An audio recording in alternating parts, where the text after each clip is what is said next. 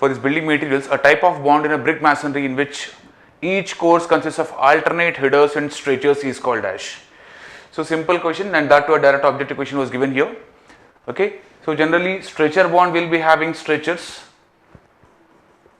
right? Heading bond will be, it is not heading bond, it's headers bond. Okay, so it will be having headers. Okay, so English bond will be having the courses of both the headers and stretchers. Headers and stretchers. But here the question is here, in each course it consists of alternate headers and stretchers. So the correct answer will be of option number 3. This Flemish bond is also called Dutch bond. Okay, this is also called Dutch bond. And in this Flemish bond also we are having single Flemish bond and double Flemish bond also. Double Flemish bond also will be observed. So the correct answer for this question, that is this question is Flemish bond. Okay, so simple question. Moving further, the filling in cavities with a cement slurry is known as. So generally whenever we want to fill these cavities, like any holes or any honeycombings or any kind of pumping of the cement, we do call it as grouting. Okay, so it is called grouting. It's not gunting, it's not beam filling, it's not coping. Okay, so only correct option for this is nothing but filling the cavities by actually we do call it as pumping of cement slurry into the holes. Okay, we do call it as grouting. Nothing but forcefully we are going to grout it. We are going to send that paste of cement into holes. Okay, we do call it as grouting. Okay, so option 4 will be the correct answer. The siliceous sandstone which has been subject to metamorphic action, yes, that is quartzite or even granite. So they will be having, they are nothing but the siliceous sandstones which has been subject to metamorphic action. Okay, laterite, it is an chemically argillaceous stone.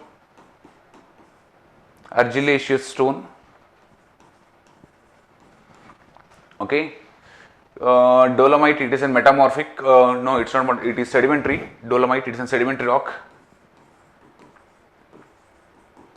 Okay, this latter is chemically argillaceous. Okay, so the correct option for this question is quartzite. Quartzite and granite both are the siliceous sandstones which has been subject to metamorphic action.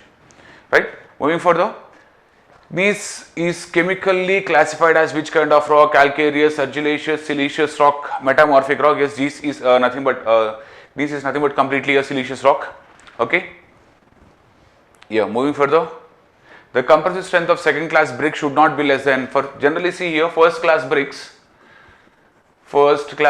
and second class bricks.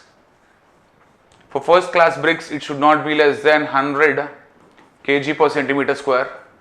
For second class bricks it should not be less than 75 kg per centimeter square, but here he has given in terms of meganewton per meter square, so that is 7.5 mn per meter square, right?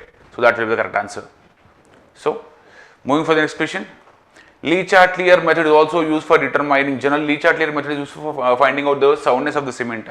Okay, and also here we will be making use of autoclave test also. For finding the soundness of the cement. Autoclave, and the fineness is found by Blind's air permeability.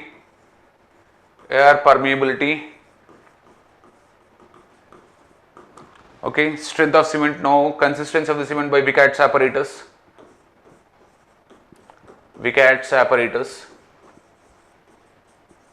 We won't carry out any test for finding out the strength of the cement, right? We will be finding out strength of concrete, but we won't be finding out the strength of cement. Moving further, the defect caused by imperfect seasoning of the wood is called, that is honeycombing. Okay, so nothing but here this honeycombings are caused because of the stresses developed in that heart of wood. Stresses developed in the heart of wood or in the heartwood. Okay, these are the circular projected rings or simply swollen rings. We do call them as Rindgals. Okay, so the correct answer for this question, the defect caused by imperfect seasoning is called honeycombing. Remember this. Okay, they are caused because of the stresses developed in the hardwood. The wood generally used for railway sleepers, generally we do call it as salwood or nothing but kail, K-A-L, this is the correct answer, kail or salwood. Kail or salwood, we won't use deodar, we won't use bubble, we won't use neem because these will be having more strength.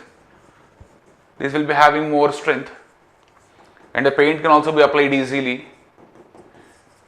Paint can also be applied easily for this wood. Okay, so the wood generally used for railway sleepers is kail.